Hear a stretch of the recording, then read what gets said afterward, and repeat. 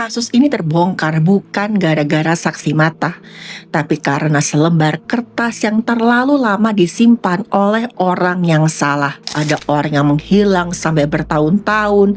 Semua orang mengira dia pergi padahal dia sudah lama dimakamkan. Tempat terapi alternatif dan ritual yang terlihat biasa justru menjadi lokasi paling mengerikan pada kasus ini. Tindakan mengerikan ini seakan-akan bisa tertutupi dengan sangat rapi dalam waktu yang lama. Karena pelakunya hidup di tengah masyarakat yang enggak mencurigainya sama sekali. Ketika pihak yang berwenang mulai menggali tanah, mereka enggak hanya menemukan kerangka, tapi juga hal-hal mengerikan yang disimpan selama bertahun-tahun.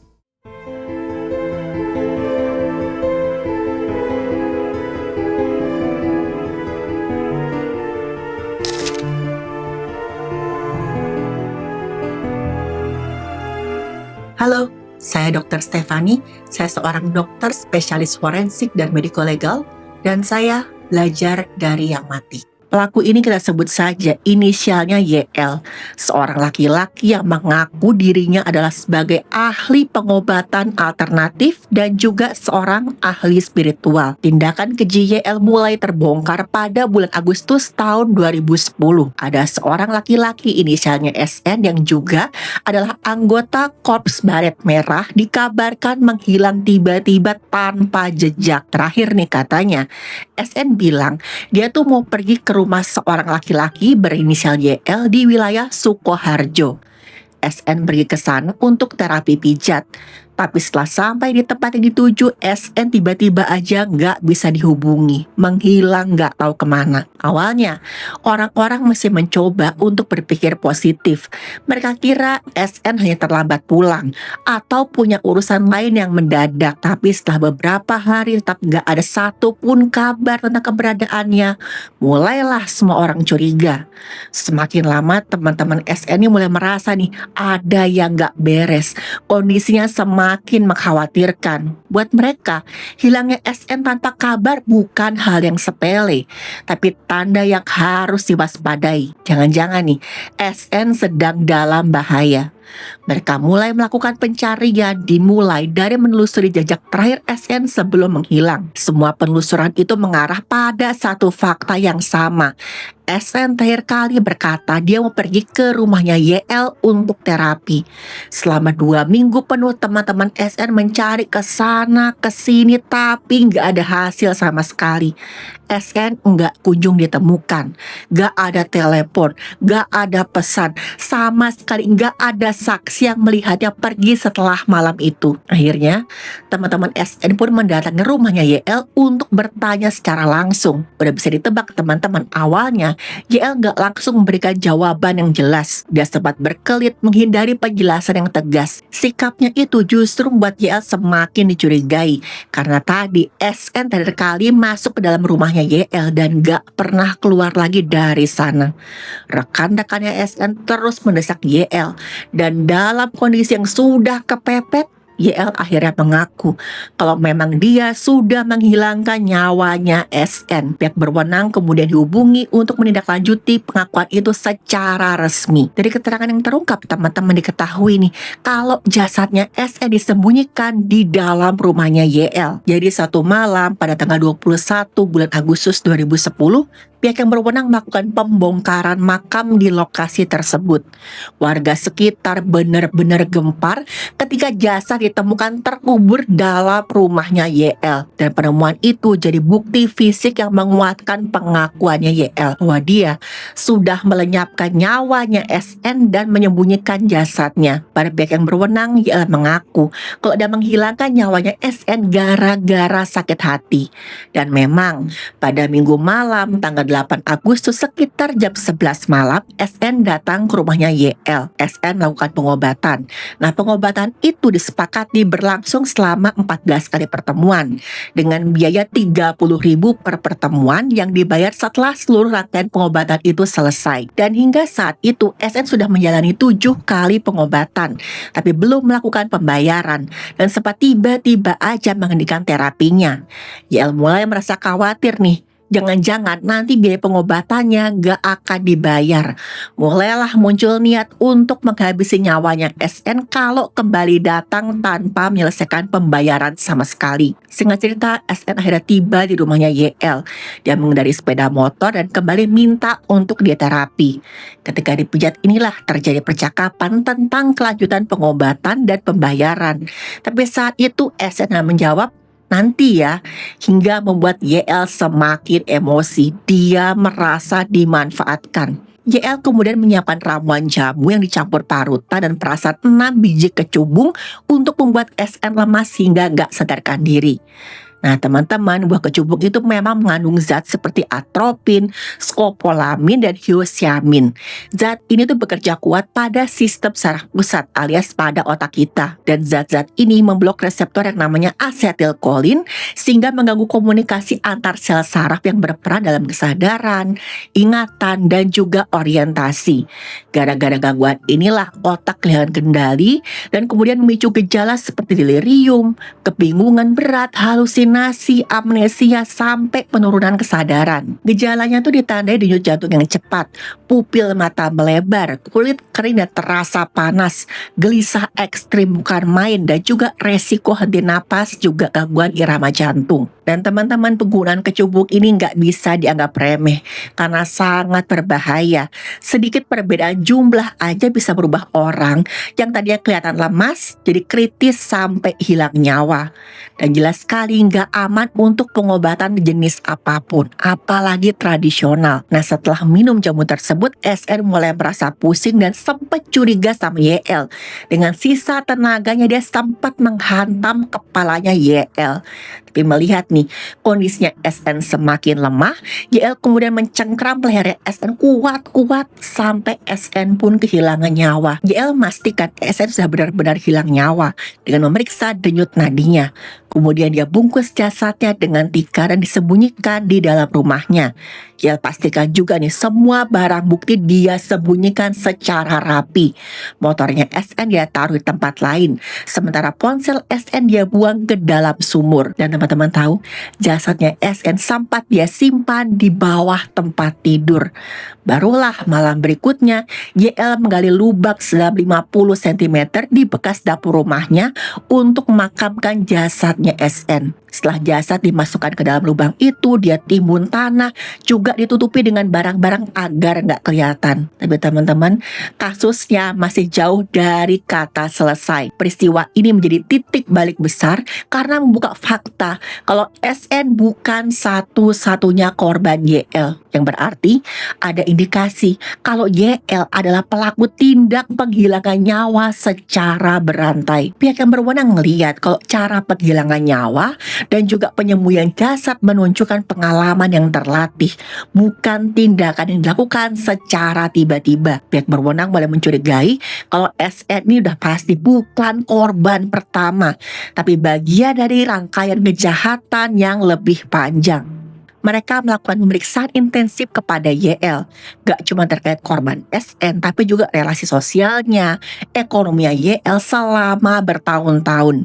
Dari pemeriksaan itu pihak berwenang menemukan adanya nama-nama orang yang katanya pernah dekat dengan YL, kemudian orang-orang itu semua menghilang tanpa jejak. Salah satu namanya adalah SG, seorang pria yang sudah lama tidak diketahui keberadaannya oleh keluarga.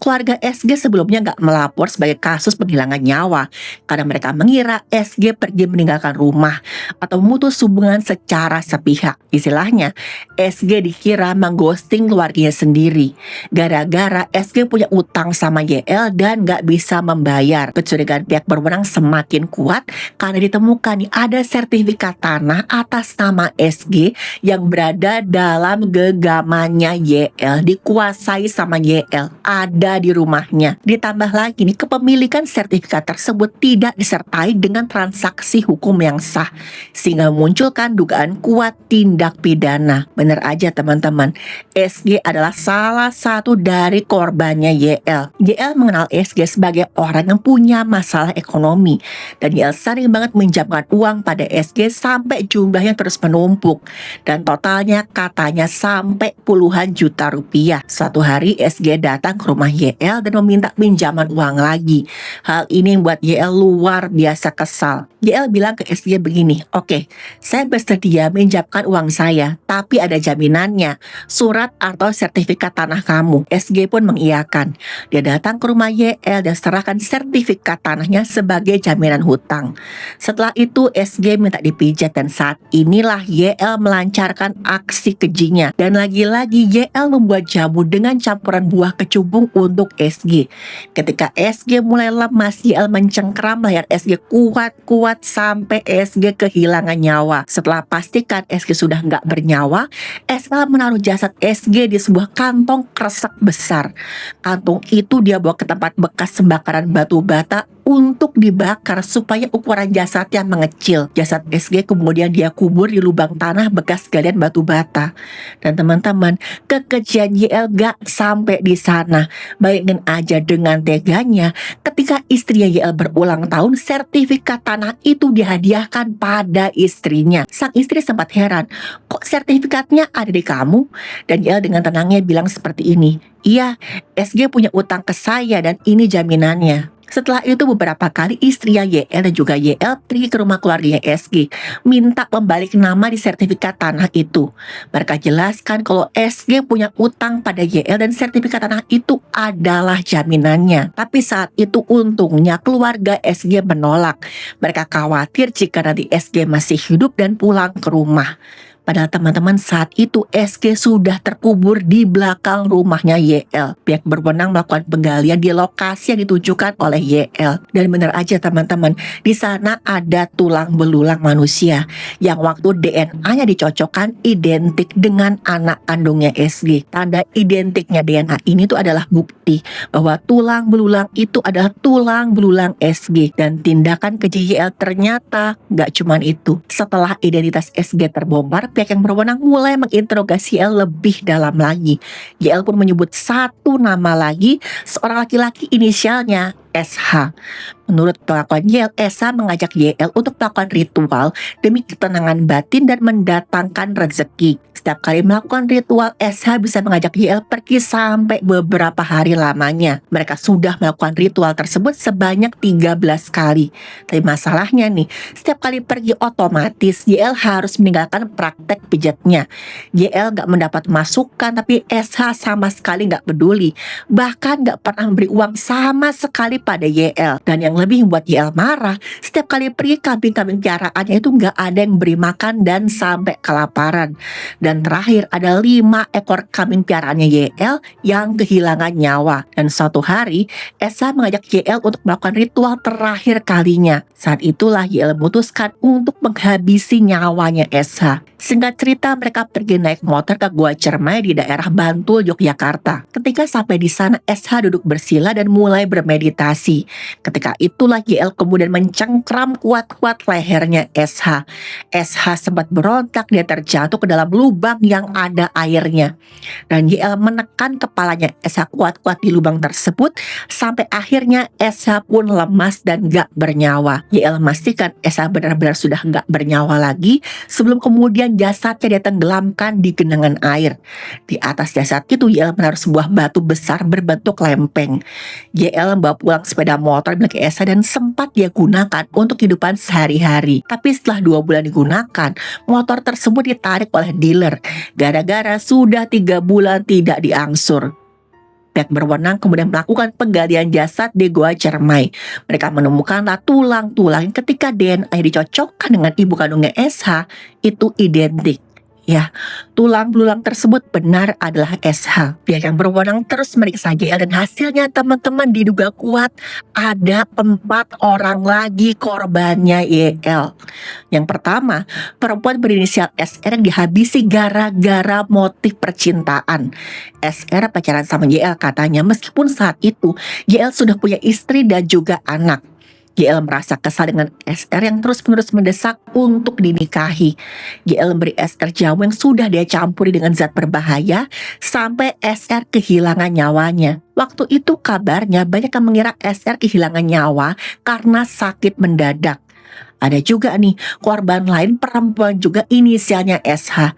yang katanya ditimbun jasadnya di Gunung Merapi. Sama seperti SR tadi, SH dihilangkan nyawanya karena motif asmara. Tapi jasad SH nggak berhasil ditemukan gara-gara sudah tertimbun erupsi letusan Merapi. Ada juga korban yang katanya dihilangkan nyawanya di pantai Parangtritis, Yogyakarta. Dan nggak cuma itu, ada juga korban laki-laki asal Boyolali yang kehilangan nyawa setelah diberi obat oleh YL. Sepertinya teman-teman YL udah nggak lagi memandang korban-korbannya itu sebagai manusia. Dia sudah begitu terbiasa menghilangkan nyawa sampai nggak ingat lagi nih sudah berapa nyawa yang dihabisi. Dan bahkan namanya juga nggak dia ingat sama sekali. Setelah serangkaian tindakan penghilangan nyawa terbongkar, YL akhirnya duduk di kursi terdakwa, membawa cerita hilangnya nyawa yang nggak lagi bisa dia sembunyikan. Di peradilan tingkat pertama aja semua pengakuan, temuan jasad, bukti forensik tersusun rapi jadi satu gambaran utuh tentang tindak penghilangan nyawa secara berantai. Hakim kemudian menyimpulkan perbuatan ini bukan kesalahan sesaat, melainkan kejahatan direncanakan, berulang dan dilakukan dengan kesadaran yang penuh. Vonis pun dijatuhkan. Kata hukuman maksimal resmi diucapkan di ruang sidang. Bagi keluarga korban, putusan itu terdengar sebagai keadilan. Tapi YL ternyata nggak mau menerima begitu aja. YL mengajukan banding berharap ada semacam celah yang bisa menyelamatkan nyawanya. Tapi di tingkat berikutnya hakim menyatakan nggak ada kekeliruan. Vonis tetap diputuskan tanpa perubahan sama sekali. Nggak berhenti sampai di situ, YL melangkah lebih jauh dan mengajukan kasasi ke Mahkamah Agung. Putusan kasasi datang seperti palu terakhir teman-teman, karena pengadilan tertinggi menolak permohonannya, kembali menguatkan hukuman maksimalnya YL. Secara hukum, vonis itu sudah final, tapi YL masih mencoba satu pintu terakhir di luar ruang sidang, yaitu gerasi, menggantungkan hidupnya pada belas kasihan negara. Waktu kemudian berlalu, permohonan gerasinya ditolak, menutup harapan pengampunan terakhirnya si YL. Bertahun-tahun kemudian YL mencoba sekali lagi lewat peninjauan kembali, upaya hukum luar biasa yang menjadi napas terakhirnya YL. Tapi teman-teman, peninjauan kembali itu pun akhirnya keluar dan hasilnya sama, penolakan yang kembali menegaskan hukuman maksimal untuk YL. Dan pada akhirnya teman-teman semuanya berakhir pada satu kesimpulan. Semua menyatakan YL bersalah dan vonis maksimal nggak akan berubah. Dan sampai hari ini YL masih menunggu waktu. Kepercayaan yang diberikan pada orang yang salah bisa menjadi pintu masuk menuju bahaya yang gak pernah kita bayangkan. Praktek pengobatan, ritual atau terapi tanpa dasar medis yang jelas itu bisa aja berujung pada resiko yang fatal, bukannya kesembuhan. Seseorang yang kelihatan biasa dan hidup di sekitar kita itu bisa menyimpan niat keji dalam waktu lama tanpa terdeteksi. Jadi hati-hati banget teman-teman. Keluarga dan lingkungan perlu peka terhadap orang yang menghilang secara gak wajar, karena dia terlalu lama bisa menunda terungkapnya kebenaran. Keadilan mungkin datang terlambat, tapi bukti, kebenaran dan dampak perbuatan keji pada akhirnya akan tetap muncul ke permukaan.